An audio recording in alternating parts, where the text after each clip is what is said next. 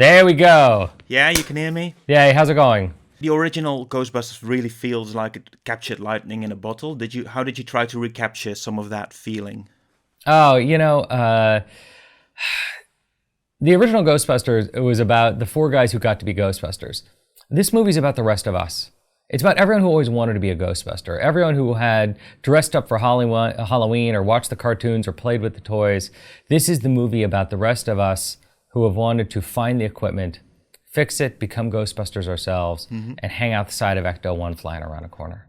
You've gone on record in the past saying that you don't think that you'd be a right fit for the Ghostbusters I still franchise. don't. Maybe. I still don't. I still don't know why they hired me. I mean, what were they thinking?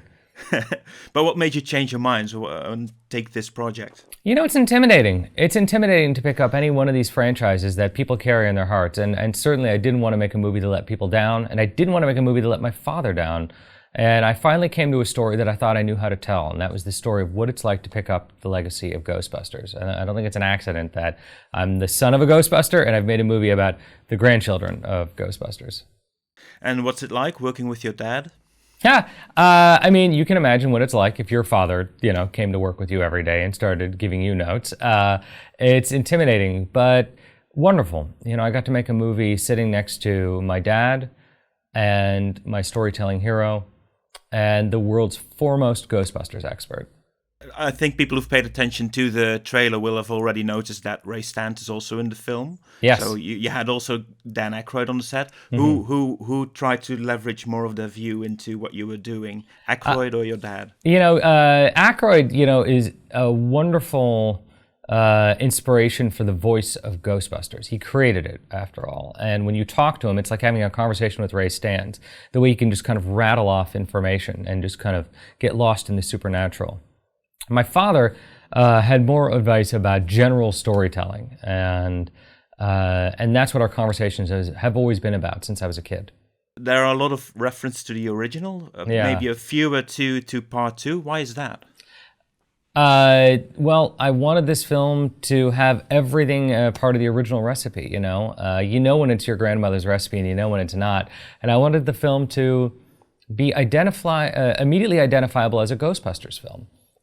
Everything you remember and love about Ghostbusters told through new characters on a new adventure in a new place. And you set the story in Somerville instead of staying in New York. Why was that? I had this original vision of a 12-year-old girl in a field of barley firing a proton pack, and I don't know why that came to me, but it did. And I had to learn who she was. It was only once I realized that she was Phoebe Spengler, the granddaughter of Egon Spengler, that I knew I needed to tell this story. Do you yourself feel more like a Phoebe or more like a Gary Gruberson, who is very affectionate towards her? I really, I feel like Phoebe, and I wanted to create a hero for my daughter. I wanted to create a young woman who is a brilliant young scientist who is misunderstood by the world, and like any Ghostbuster before her, is able to become a hero by virtue of her mind. And, most of us are not born looking like Thor. We're not born looking like Wonder Woman, but we can all be a Ghostbuster. We can all zip up the flight suit. Watching the movie, it also kind of deals with the positively negative side of dedicating your life to one certain craft. Thank you. Well said. Is there any self-criticism in that as well?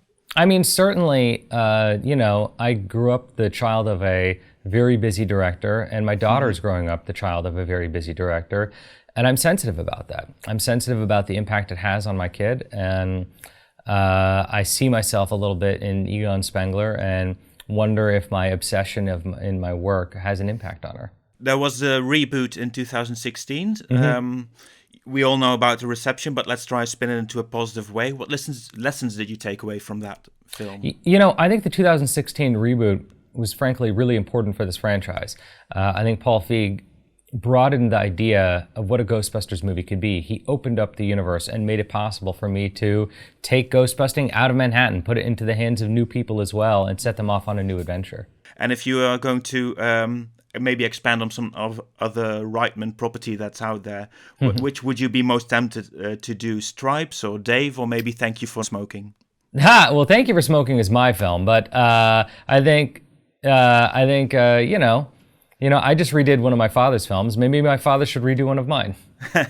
What are you going to do now? Well, I'm in Amsterdam. I'm off to Brussels, and then I go to Paris, and then I get back to LA. It's a busy week, but I'm excited to see this film come out in theaters. It's been a long time, since writing the film, directing the film, finishing the film.